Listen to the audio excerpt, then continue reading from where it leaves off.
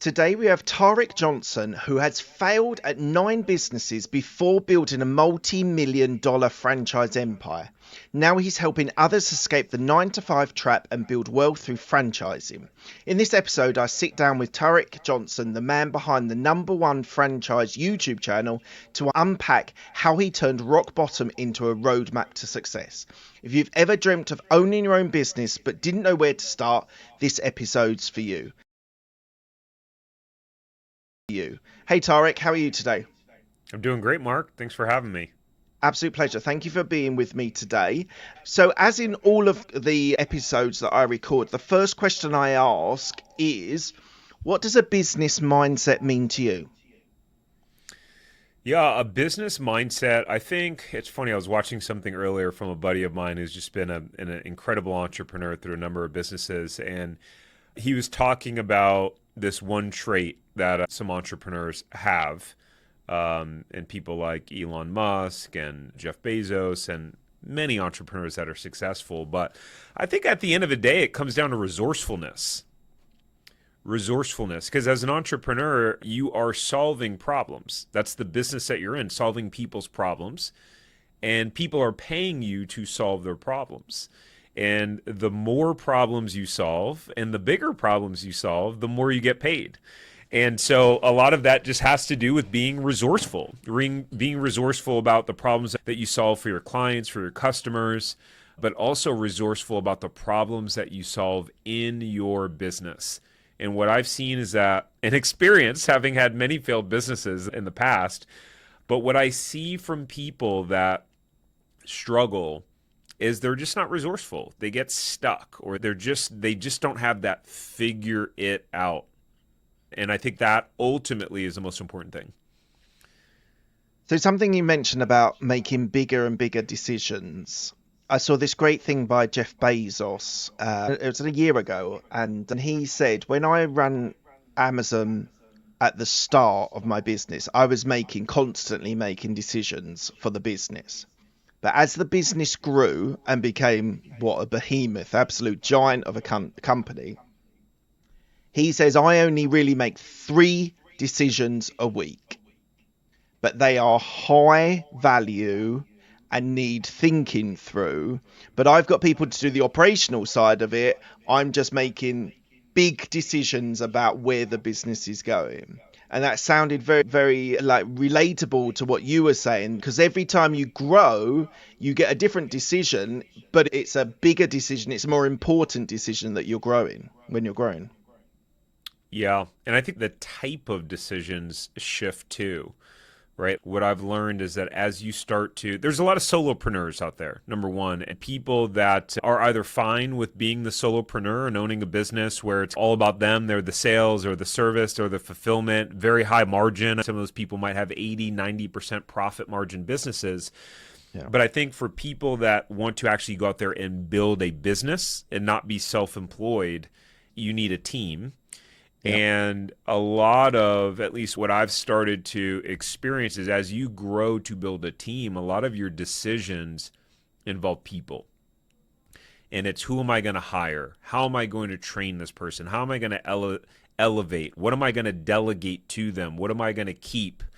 And it's people. There's that phrase, right? If you want to go fast, go alone. If you want to go far, go together. So that's a lot of what I'm experiencing right now in our business, is lots and lots of people decisions, and empowering my team around me to be able to be the ones that make those day-to-day decisions. And it's not easy.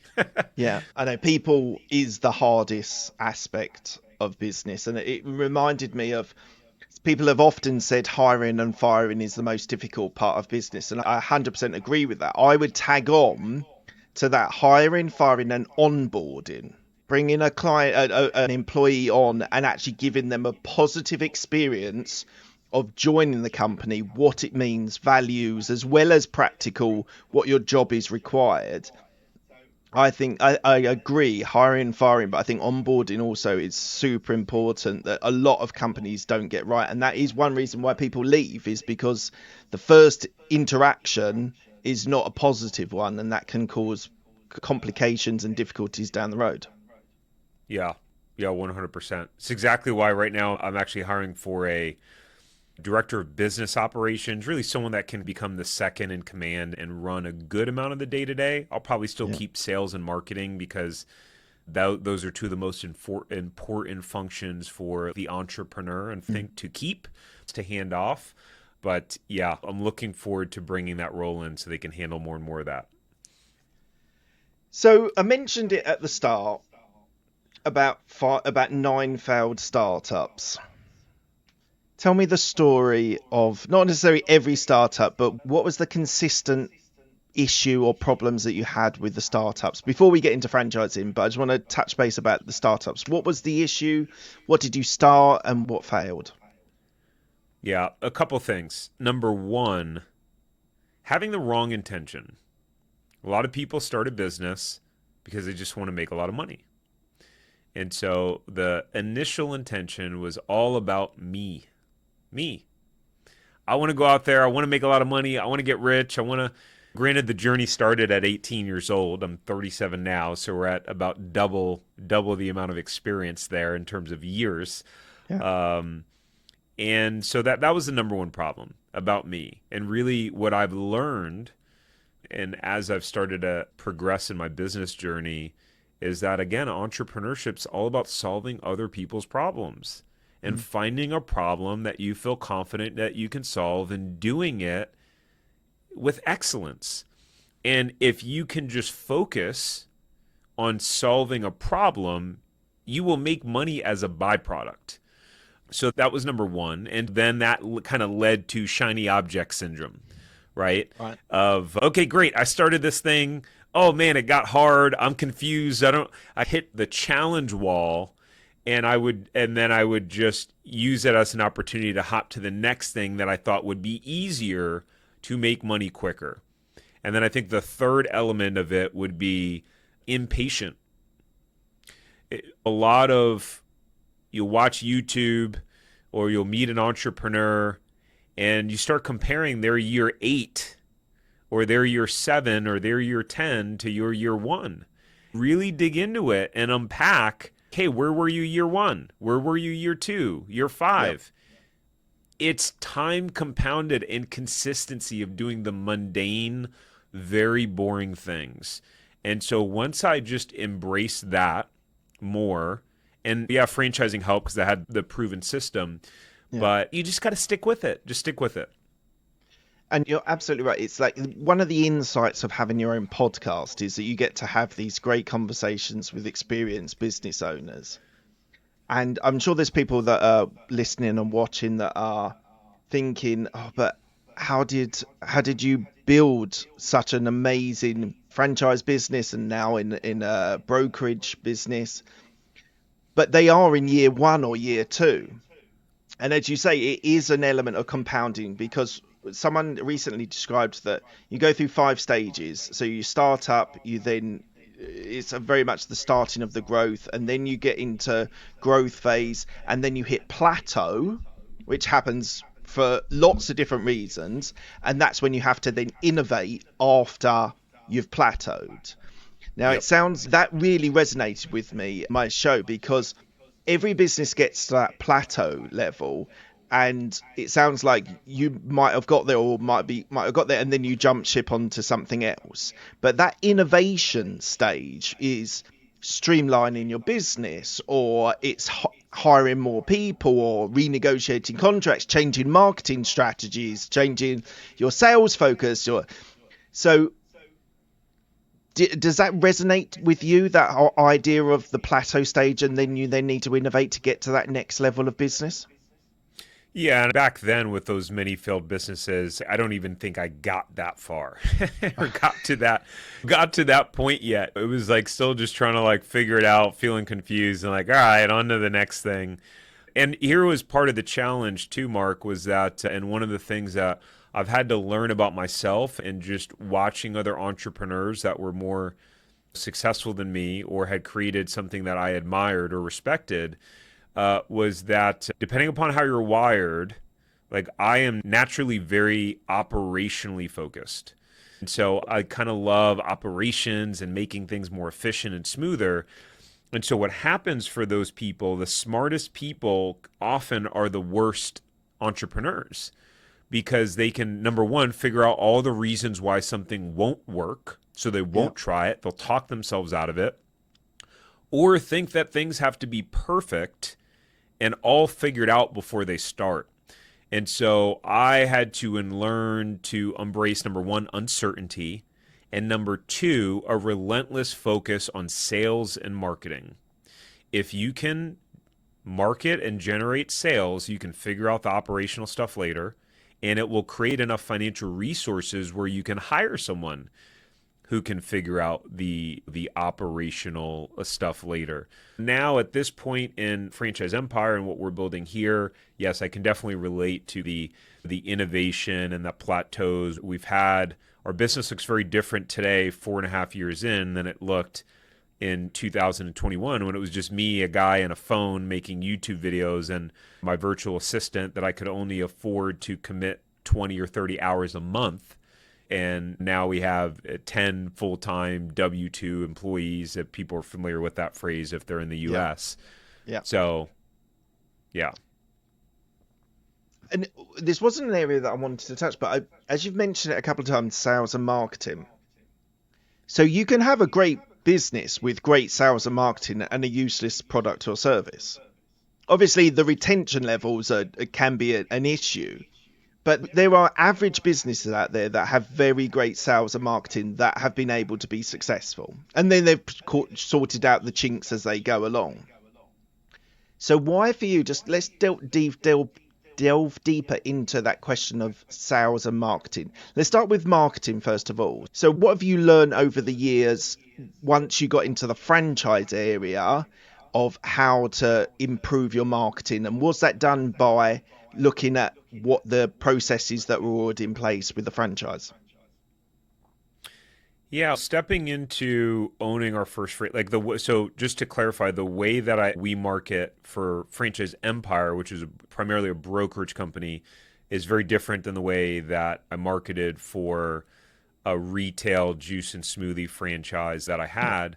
What was helpful in regards to that was that the franchisor had the systems in place already for the marketing. I didn't have to figure it all out. I didn't have to design the brochures or the collateral, or I just had to figure out how to execute and get it in front of our target client and customer.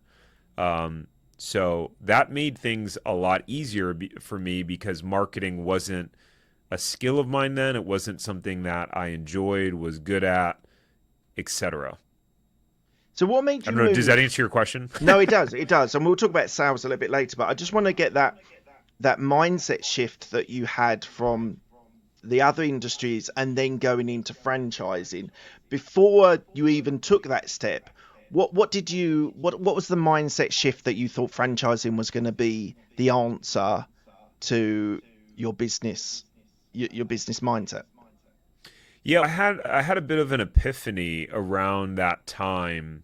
So this was around 2015, and my primary career was working as a financial advisor. I had a bunch of investment licenses, and so simultaneously over the years, I was trying to start all these different businesses. And my wife and I were living in California, and I had met a guy. We became really good friends, and my wife and his wife became friends. We're hanging out one night, and he was an entrepreneur. He still is an entrepreneur. And he said, our business did $5 million last year. And I was like, whoa. At that time, it was just like, it just seemed incredible. It seemed beyond what my mind could fathom. And at that point, I don't think any of the businesses combined that I had started did 50,000 in sales. And he said something to me that shocked my system. And I don't know if you've ever had this experience, Mark, where someone else spoke their belief and vision into you. I literally am getting goosebumps as I'm saying this. They saw something in you that you wanted to see in yourself, but you didn't believe about yourself. And he said to me, he said, Tariq, with the skills that you have and some of the things you've accomplished, like in the corporate world, you should be making at least $1 million a year. Now, whether he meant profit or sales or whatever, I don't know. Yeah. But I was in that moment, that was what shocked my system. And I was both offended and inspired. And was inspired it at the same time. And I really I really went home and like that it just seared into my brain. Before we go any further, Tuck, what was your actual response when you're split between being offended and inspired? What did you actually say to him after he said that? Can you remember? I don't remember, but I'm sure it was like, man, I'm trying. Like, I'm trying. Like, I'm like, if I could, I would. Trying to figure it out, dude. But that's when it seared in my brain, and then I just started thinking. I thought, at this point, I started to understand myself more, and I started to see him, and I was like, oh, he's like a innovator, kind of entrepreneur, shoot, aim after kind of guy, right? I'm dial it in. Are we sure? And so I just go, if someone gave me like a really proven blueprint and plan, I feel confident that one of my skills is the ability to execute on the game plan. And I had looked into franchising years before that, but it brought me back to franchising. It was like, what's a legitimate way that actually has been proven? Like, not MLM when they say like all that stuff, hey, it's been proven. And it brought me to franchising. And the fact that, okay, there's the specific franchise we bought into, there were almost 100 locations. It kind of gives you this unique level of confidence where it's like, hold on, I consider myself to be like a pretty capable person. If there's 100 other people that can do this business and pull it off, then why can't I too? How much did you put down to get into the franchise of that first business? Oh, it was a lot. Yeah, it was a lot. My wife and I took out a home equity line of credit. I don't know if the UK. Okay. Yeah. So we took out a $310,000 line of credit, which is a lot of money. So that's because we had to build the location. The whole thing fee was only $25,000, which is pretty low for a franchise fee. But it was, over 300 grand, which led to a whole other thing of the stakes were so high, I had to make it work. And I operated out of sheer terror and fear of failure. And there's a power in that, I will tell you. And there's a power of having your back against the wall when the stakes are high. What I've learned about myself is that I tend to perform well when the stakes are high. Right. And so some of the other businesses I was starting, okay, cool, I had $5,000 in. Yeah, it's $5,000 a lot of money. It's all relative. Yeah. But a lot easier to walk away from $5,000 than 300,000. Yeah. So talk to me about Robex. Robex? Is that the yogurt? Is that the ice cream place? That was the initial franchise. Yep. And how long did you were there for 6 years? Is that right? Yeah, let's see. We signed our franchise agreement in 2015. The store didn't open until 2017. And then I think I sold our second store in 2022, 2023, somewhere around that. So you had multiple locations in the end, did you? Yes. Yeah. Built one from scratch in California when we lived there. Then we wound up moving to Florida all the way across the country, and we bought a resale, so an existing location that struggling, and bought that to turn it around. And what then drove you after having the success in the franchise business, which must have been such a relief? Like, you've got a lot of money on stake, you've got a wife, I don't know if you had a family then as well, but you had lots of responsibilities. You had to make that work. You do make it work, you sell it, which is fantastic. Like, massive kudos, especially with the struggling that you had early on. And this show is all about the journey as well as the successes and failures. But what made you think that the next step for you was to become a franchise broker at Franchise Empire? Yeah. I never wanted to be the franchise guy. and I really couldn't care less about the world of franchising. To me, franchising was a means to an end. I Okay. had a dream of becoming a successful entrepreneur, of living this life where I could provide for my family, of having flexibility. And that was the desire that was in my heart. And so, whether it was a franchise or something else, I didn't care. I just wanted to get from point A to point B, being a full time entrepreneur and being able to support my family through that.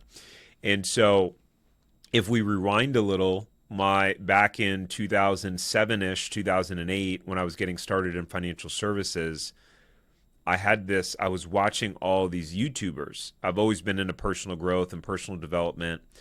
And I'd watch these people on YouTube, and just, it was life changing. And I was watching a lot of entrepreneurs, and they talked a lot about personal development and their journey, and they're building these businesses. And I'm a big believer that God blesses us with certain and specific talents and abilities that are unique to us. Yep. And one of the things that I had been gifted with since I was young was the ability to speak and just articulate myself.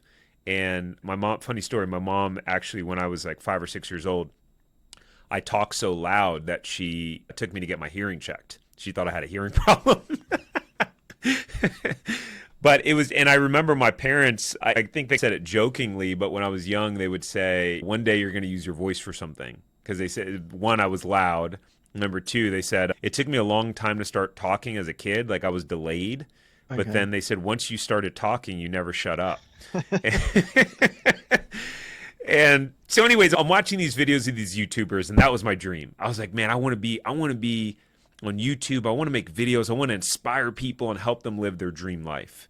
Now, granted, at the time, I was not living my dream life, but I Mm, knew that every time I learned something, I wanted to share it. mm. Ooh, I learned this. Even if I hadn't yet like fully implemented it or produced a result, I was just so excited about the idea and what it could do for my life. And the way this ties into your question is that um, that was always what I was trying to optimize for. So once I was involved in the franchises and I left financial services, I could not, while I was in financial services, make YouTube videos or anything talking about money or business because of the Right. licenses that I had, the Right. requirements. Yeah. So now I left my job and I'm like, I'm free.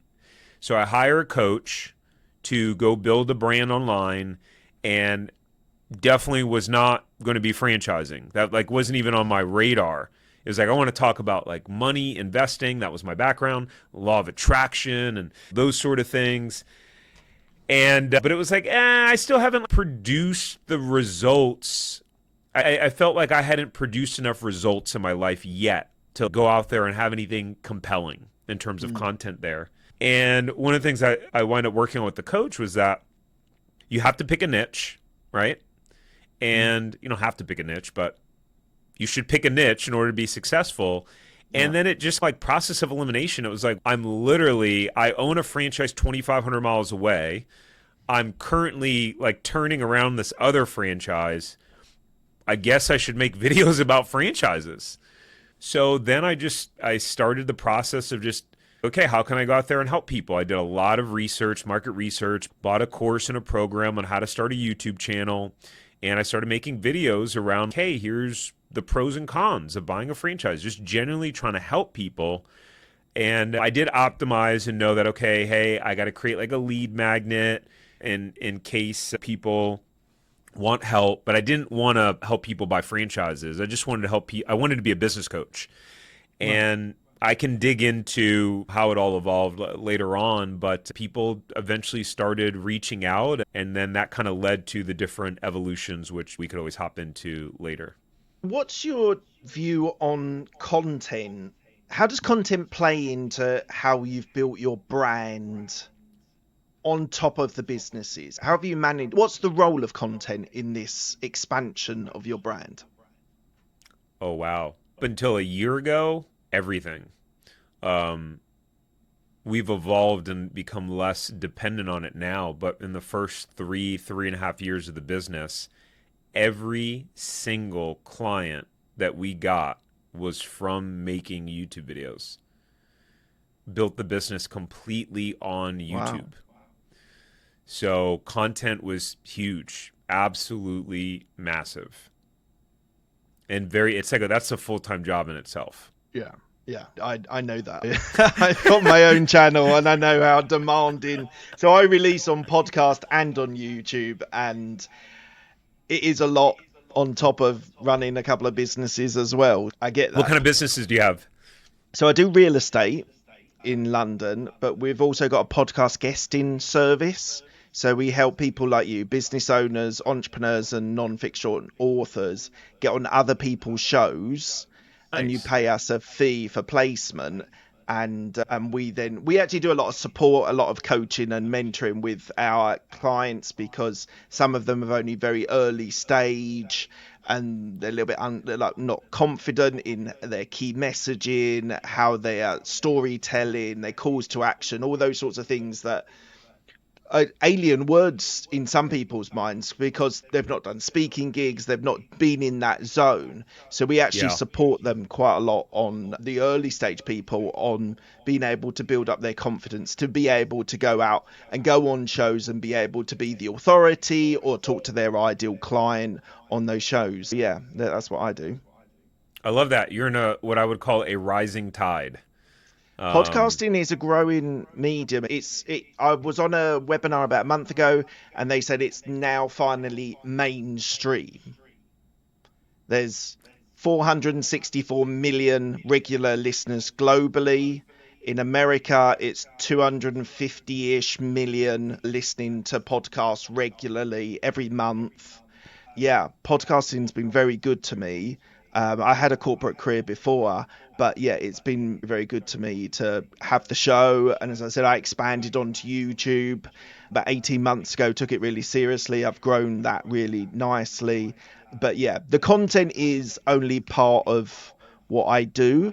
yeah. It's an important part for me because I get this opportunity to spend time with people like you, and I'm learning and I'm contrasting what you're doing. Even if it's a different area, there's always something you can pick up from those conversations. And so that's why I still like my solo episodes perform better than the interviews, but I don't want to give up the interviews because I really enjoy them and I really get something from them. Yeah, for me, it's just being able to sit down with people like you, have these conversations which inspire me, educate me, and the audience like it as well. And that you get comments that it's nice to have a window into someone. Like sometimes it's early stage people, what we were saying at the start, early stage people that don't know how to make those steps. And I'm hoping that with these sorts of conversations, there'll be a few people out there that listen or watch that go, like, for example, franchising. I've started 3 businesses, 9 businesses, 20 businesses, whatever it is. I'm really struggling with something. Perhaps franchising is the answer to the problem, and they can come to you and reach out to you, and we'll get to the end where you got all the details of how you can help people. So I'm completely committed to the idea that podcasting and YouTube channels can be so powerful for yourself, but equally for your audience as well. Yeah, totally agree. Congrats, man. It's fun to just be able to talk about business all day. And yeah, I love it. Yeah, brilliant. All right. So who are your ideal clients for Franchise Empire? Yeah, it's evolved. Maybe about a year ago, the sweet spot was someone who was frustrated and unfulfilled in their career and dabbled in some sort of entrepreneurship before. Whether that was and I would classify, hey, I have a rental property. I would classify that as dabbling in entrepreneurship. Or they had a little candle making business. They did something. Like Yeah, maybe, and even, yeah, when I was a teenager, I mowed lawns and I had that sort of thing. yeah, They had that slight itch. But it was someone like that who, feeling frustrated, unfulfilled in the corporate world, or just like they had this dream like me. Like I know it is like my life's purpose to be an entrepreneur.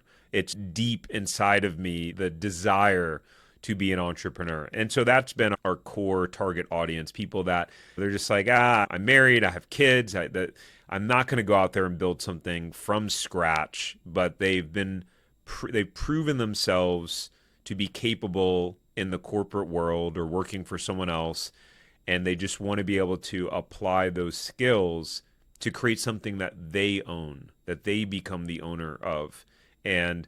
But now we're starting to get more and more individuals that have already succeeded in business, and they don't want to do it from scratch again, and they want to leverage now their track record and their experience as building another business and selling it, or they have multiple businesses that they're now pretty hands off with and they want another one. So we're starting to get a pretty decent mix of some more sophisticated and experienced entrepreneurs.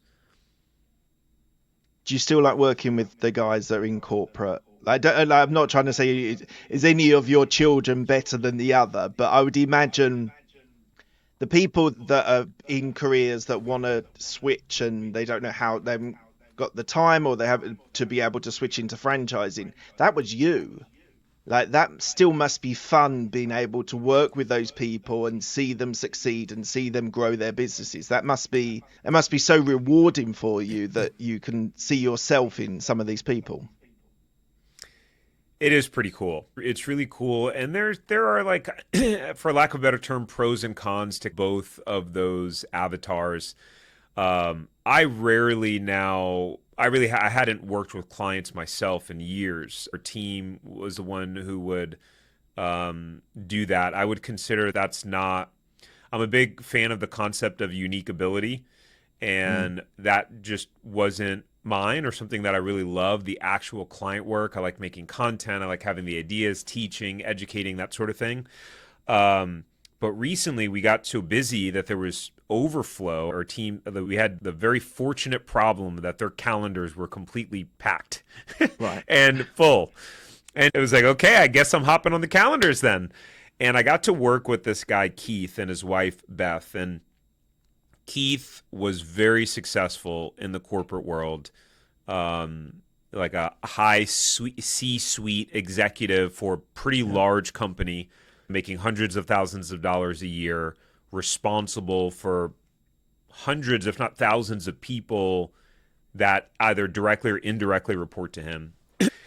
And I remember meeting with Keith and him going, man, Tariq, I really want to become an entrepreneur. And I told him that I was gonna borrow this phrase from him. He goes, I want to go from being an earner to an owner. Nice. And he said, I feel like if I don't do it now, this is my last shot. This is my opportunity, because he's like in his mid-50s. This is really resonating with me because I had a career in corporate for 14 years and gave it up and started businesses. So this is very resonating. You're hearing with yourself me, in it? Yeah, because I was 40 when I left corporate world. And it was like, if I don't try it now, I never will. So I'm curious, how did you get over that terror barrier? And did you go all in immediately, or did you dip your toes in the water, or what did that look like? Interesting you say that. I had a runway, so I had money savings that was available to me. I had got houses that I was renting out already. So there was a bit of scope there, that it wasn't like suddenly I've got no income at all coming in when I leave the job. So it was a fortuitous situation, and I just thought I'd spent 8 years researching business, entrepreneurship, personal growth, personal development, marketing, sales, and I was using, I don't know, 15-20% of what I was learning in a corporate career, managing people building software and things. And I got to the point, I was leaving a job and I was like lining up the next role, and I was like, do you know what? If I don't try it now, it was always, I'll try it for a year, and if it doesn't work out, I can always go back to a job, was the sort of fallback. And I was fortunate in that situation that I could go back, but I got the bug. I got the bug, and I just really enjoy having the responsibility of being in a corporate career, going up the career ladder versus running your own business is just a different mindset. It's a different responsibility. When you've got people that are you employ as well and you're responsible for them as well.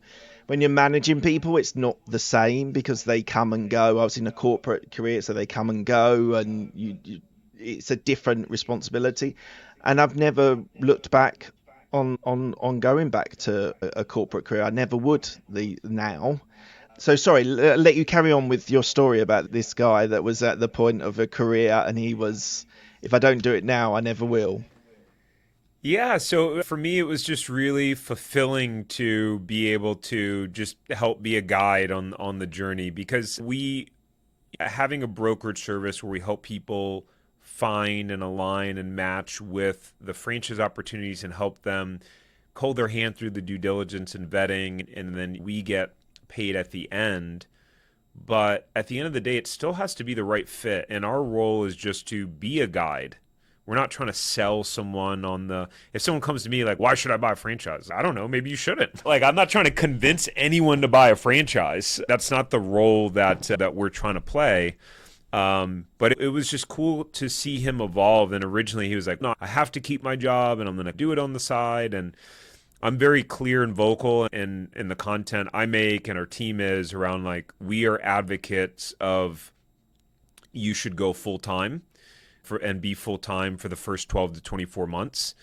And I would say it cost us a lot of money because there are a lot of people, whether other brokers and or franchise brands out there going, ooh, you can be semi-passive and unless you are a seasoned entrepreneur and you have more financial resources to hire a manager from day one, which is going to impact your profitability, right? You're going to have higher expenses and you're seasoned at knowing how to lead that person to lead the business. Not do that because you will probably not do well. You probably won't make much money. It's probably not going to work out well for you. And so we're just really transparent with that. But to see Keith's mental evolution as he started that process to go from, okay, I'm going to keep my job to, you know what? I'm going to rip the Band-Aid off and I'm going to go all in. And this is the time, man. If I don't do it now, I never will. And it was just like me in the back, I'm like, we're just rooting for him. Yes, you got this, man. And him and his wife. And what's the result? Has he got a successful business? He just pulled the trigger like a week ago, 2 weeks ago. Oh, okay, business. okay. Yeah. So you're still in the background going, yeah, you can do it, you can do it.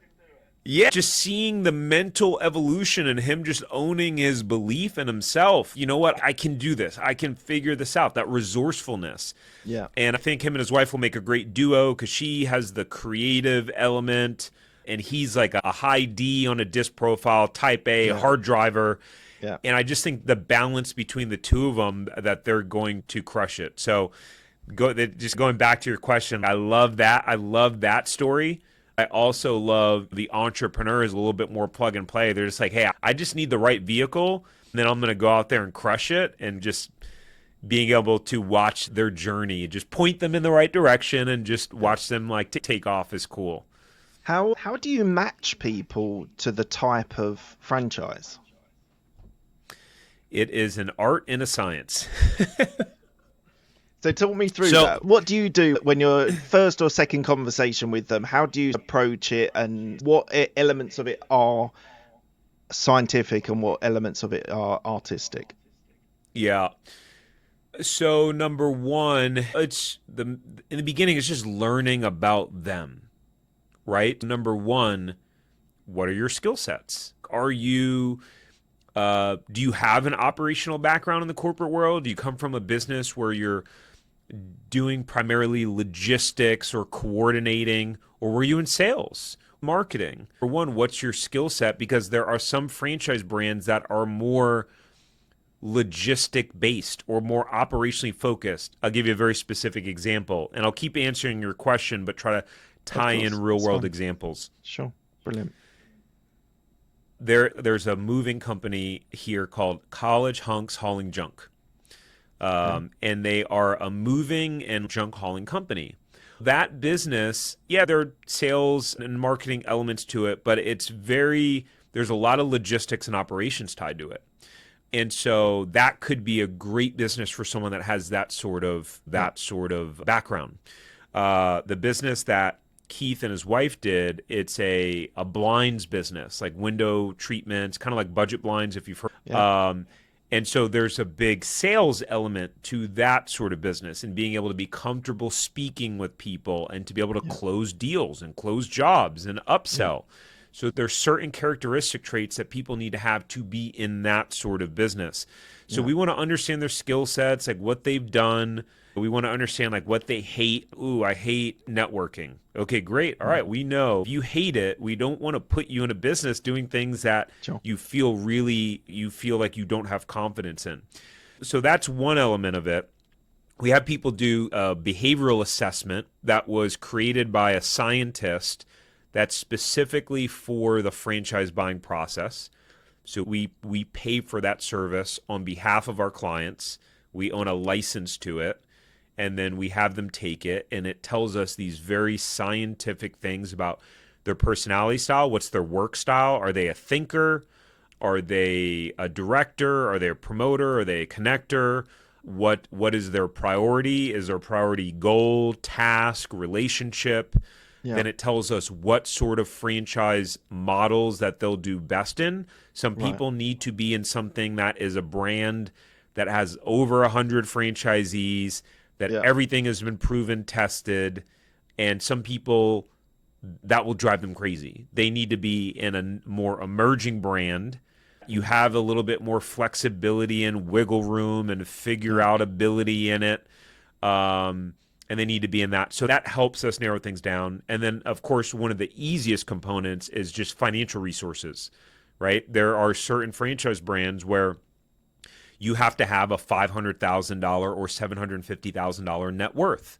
And it's pretty simple. If you come to us with a net worth of $300,000, that automatically rules out all these Yeah. sorts of different franchises unless you're going to bring up a partner in place. So the process from there, it's like those kind of scientific parts to it. And then just the art of our team connecting with the person, getting to know them, and then our experience of, ooh, you fit into this kind of bucket and category. Right. And so we'll present them 5 to 8 different options, Right. talk about it, and like, all right, now pick 2 or 3 that you want to be introduced to. And so we're bringing them a bunch of stuff, and we'll throw in some wild cards in there, right? Like we just, in our team meeting yesterday, Mark, our head of brokerage, who's been a very successful franchisee himself, he said, yeah, we got this guy. He's about to sign an agreement for a brand called, I'm not going to say the brand, but for a brand that does waxing. And it's this guy, and the brand is like very pink and feminine colors. And that is the last thing that I would have guessed that the guy was going to pick. But we always try to throw in like a wild card in there, and Right. sometimes people bite on it. So that's the process overall. How do you think you've evolved as a leader? Ooh, interesting. It started when we bought our first franchise and moved to California 8 months after opening, moved to Florida 8 months after opening it, and still had the store in California. So Right. I went from a absolute control freak that is completely OCD, type A, high D, however you want to label it, Yeah. to needing to learn the skill of delegation and trust, because Yeah. I also was the type of person that you had to earn my trust. Like I did not trust you by default, like Right. very guarded Yeah. and very skeptical. And ooh, this can go wrong and this could do this. I wanted to be in law enforcement at a young age because I had the mind of a criminal. And I was like, I want to use this for the good. I could just think of all these ways that you could do these like very bad things. And so I've definitely learned to delegate, to trust people, and to not be as temperamental. Like I definitely have a pretty passionate and fiery personality. So I've had to really learn to be able to control my emotions in the manner in which I communicate with my team and react. Right. So How hard was I mean, that? How hard was that sort of mindset shift? it's ongoing. Yeah, it's ongoing, but that part wasn't as hard because I always believed in like treating others with respect. So Yeah. there are business I've heard from people on our team like they work for people that will like yell at them. And so even if that's how I felt on the inside and wanted to do it, I still never would. But now I've learned to, why did that person making that mistake Yeah. create Trigger. this feeling of rage inside of me? And it's like, interesting. So learning to turn down the volume on that and not be as emotionally impacted Yeah. by the things that happen. And it's still not perfect, but so learn to delegate, learn to control my emotions, and just learn that leadership is about building people up and building them to become leaders that then create leaders, which is Yeah. like a John Maxwell principle. And actually right Yeah. now the book that I'm listening to is the 21 Irrefutable Laws of Leadership by 21 Irrefutable Laws of Leadership by John Maxwell. Amazing. What would you say your risk appetite is? Ooh. Yeah, I'm a weird balance of risk averse and high risk, which is weird. I've learned now to be able to take calculated risk in the business. So we spend a good amount of money on like ads now, but we know our conversions, we know our metrics. So it's okay if we're going to spend $20,000 this month on ads. Well, there's a reason why I'm able to do that. Whereas, like one of the guys on our team joined our team. He used to be a franchise broker on his own, and he like the spending the money on ads and leads was like he hated it and terrified him. But it doesn't really. Good. What's the plans for the next 2 to 5 years for you? From a business perspective, Either, and you can answer it personally if you wish. yeah. The plans are to continue to scale mode. So right now I'm really starting to focus on, we've gotten to a great point in the business now where we can like really afford to start hiring like quality talent and people. Right. So my plans are to scale the business and 5x our revenue, but do that by bringing in people that are smarter than me and more talented than me in their specific areas, Yeah. and for me to focus on my unique ability in the business, which is going out and being the evangelist for Right. the business and setting the vision and the tone, etc. So we're aggressively hiring right now. We started this year with we started this year with 3 W-2 employees, and now we have 9. So that's where we're heading, and I'm actually going to write a book this year Right. as well. So I just signed on with a company with one of those packages to write a book Yeah. on franchising. So I intend to spend a lot of time doing that and really amplifying the message and just really focus on being in service to others and really trying to help solve their problem. Amazing. Look, we're coming to the end of the interview. I ask the same 6 questions to all of my guests. They're quick fire questions. They don't need a quick fire answer. First question is, what's the best decision that you've made? To bring our brokerage business in-house. So we used to contract out the brokerage and get a percentage of the revenue.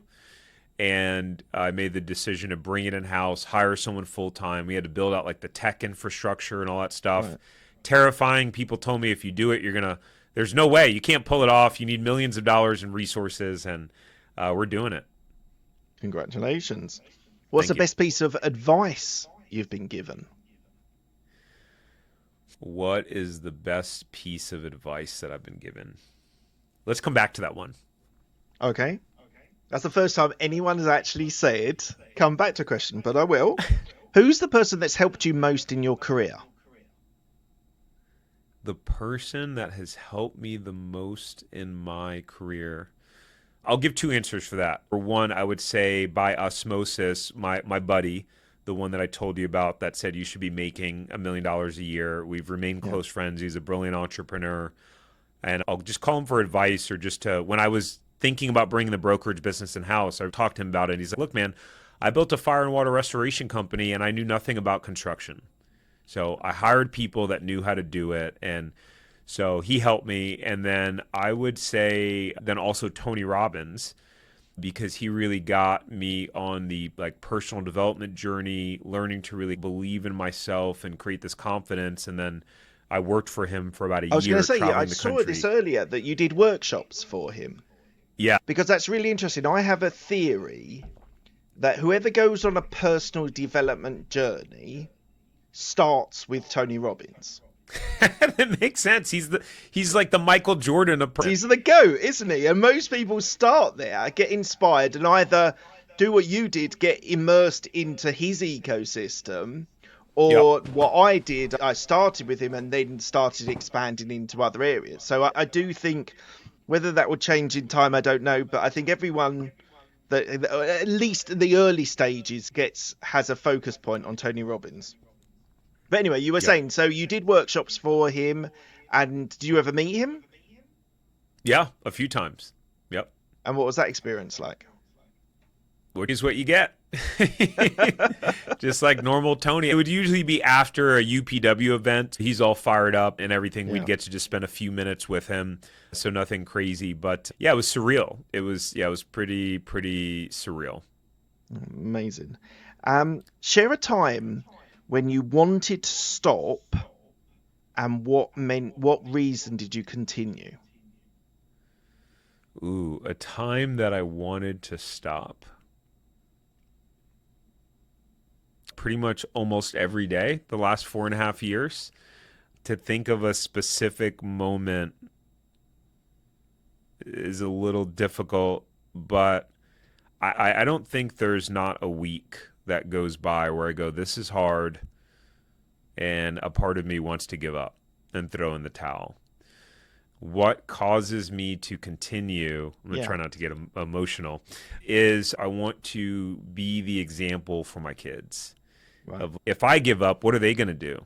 Yeah. What's the example that's going to set for them? So it's not just about creating a better life for them, but I want them to feel free to pursue their dream because daddy did. Amazing. What happens when daddy comes and says, hey, you should follow your dream, be courageous, be bold, take risks, and go, why didn't you, daddy? Yeah. How old are your kids now? 3 and 6. Right. Yeah. They need you at the moment. It will change. I've got 9 and 11, and it's very different, 9 and 11 from 3 and 6. But yeah, and I've got 2 girls, so going into teenage years, Anyway, moving on. Tell me something about you that most people don't know. Something that most people don't know. That I have struggled with depression ever since I was a teenager. And that was part of what contributed to my 9 failures as well, is I would get stuck and then I would just start mentally bashing myself, and I would go on these periods of months of just hard to get out of bed, hard to just no confidence, no convincing myself. And it was just like repeating the cycle. It just felt torturous for 7, 8 years. And yeah, I don't think many people know that. I don't know that I've shared that. I probably shared it once or twice, but not something I've talked about much. Yeah, and it's a serious issue, depression and mental health. And it's something that I advocate a lot on my show because I've suffered with it. Family members have suffered with it. It's becoming more talked about. But I still think there's a little bit of a stigma towards it with people's just pull yourself together mentality. So thank you for your vulnerability. I appreciate that. Yeah, sure. And to expand on that a little bit, just in case, in the service of others, in case someone else is listening that can relate, is I got a lot of confidence in the first franchise doing well, and it created a lot of confidence and momentum for me, but it was still, I could go on these highs for 7, 8 months where I felt great, and then it could hit these deep and dark points for a while. And I remember listening to Mel Robbins. Have you ever heard of Mel? Yeah, of course. And I remember one day listening to one of her things. I just always loved her approach, just very real, very authentic, vulnerable. And I remember one day her sharing that she had been on like Prozac for the last 20 years. Wow. And that there's nothing wrong with getting help and taking medication. And Yeah. and up until that point, I remember my wife over the years like, hey, maybe you should like see a psychiatrist, like take some medicine. And I was like, no, like I was a part of that kind of Tony Robbins law of attraction, like, Yeah. like I can control my state. Yeah. And it was right around the time or right before starting this business that I did get help, and I started taking medication, and things have been completely different So since. do you not have the dips now, or not as deep, not as severe? Not even close to as deep. Maybe 10 to 20% Right. the Wow. depth of what it used to be. It's wild. And I've tried to credit it to, I started working out more again. I started eating, but But I had done all what that. comes first? Yeah. Yeah. I had done all that before too, though. And it wasn't like lasting. So I just learned that, hey, when it runs in my family, on my mom and dad's side and stuff like that. In my earlier years, I just thought, that stuff, I don't believe in that whole your mind creates your reality. And I think there's components of that are true, but what I've experienced is that taking medication has been very helpful for me. And it's, How long have you been on it? Can I ask? I think, pretty much around when I started this business, so probably 1/2 years. I don't know that we would be where we are with this business if I hadn't. Wow. That's amazing. You should celebrate that every day. That, I do. yeah, Yeah. absolutely. As I said before, thank you for your vulnerability. I really do appreciate it. What does legacy mean to you? I think a legacy is it's like a ripple effect in the water. It's creating impact that goes beyond me. And it's impact that you don't even know that you'll have. I think that's what creating a legacy is. And I think a true legacy comes from an unselfish place because you have no idea the ripple effect that you can have. Absolutely. I'm going to come back to the question. What Yep, I'm ready. advice? What's the best piece of advice you've been given?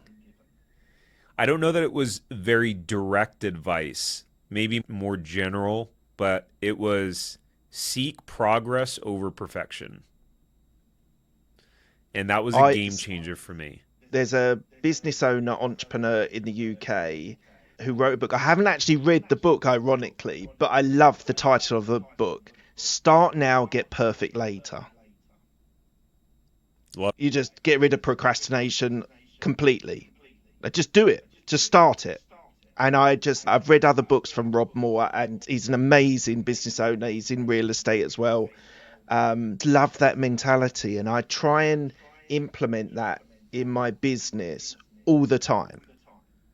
In that, just do it. Like another like Nike advert. Just do it. Just do it. If you get feedback that it's crap, okay, you can do it again. But just start, and then you can iterate it. You can get better at it. You can then progress with it. But if you don't start, then you won't get to the progression stage. And there's so many people out there, and I'm sure there's people listening and watching now that procrastinate a lot. I've got people in my family who procrastinate, and I just repeat to them, start now, get perfect later. You'll work it out as you go along. So I think that's It's good advice. it's so true. There's so many examples of it. One could be, okay, someone's like, all right, I want to get in better shape, right? And like, all right, I got to get like the perfect routine and start reading all these like routines, and I'm going to do this and this. And another person is, I'm just going to go to the gym right now, and Yeah. I'm just going to start doing shit. And it's like, now their strategy is important, right? One of the Yeah, things of that I course. learned from Yeah. Tony Robbins is, Yeah. the whole, you do have to have the right strategy. He would use the Yeah. analogy of running east looking for a sunset. So at some point, you'll need to dial in that Yeah. strategy, but get started first, and you can figure out the strategy as you're making progress. Yeah, absolutely. And lastly, where can people find you if they want to reach out to you or get to know more about you? Yeah, a couple places. If you're on LinkedIn, look me up on LinkedIn, Tariq Johnson, Tariq. Send me a connection request. Let me know that you found me on Mark's podcast. You go to franchiseempire.com and you can see all about what we do. And then YouTube, type my name into YouTube and you can see all sorts of kind of videos that we've made on franchising and a lot of different topics. We're actually getting ready to change up some style of videos on my personal channel and keeping all Hmm. the franchise stuff on the Franchise Empire channel. So that's going to be interesting. I'm a little nervous about it. Oh, I'm sure you'll be fine. I'm sure you'll be fine. If it's anything to go by, what a wonderful conversation. I've had an absolute riot. It's been an amazing conversation. Thank you so much for your time today. And I really Likewise. appreciate you. Thanks a lot. Yeah, thank you, Mark.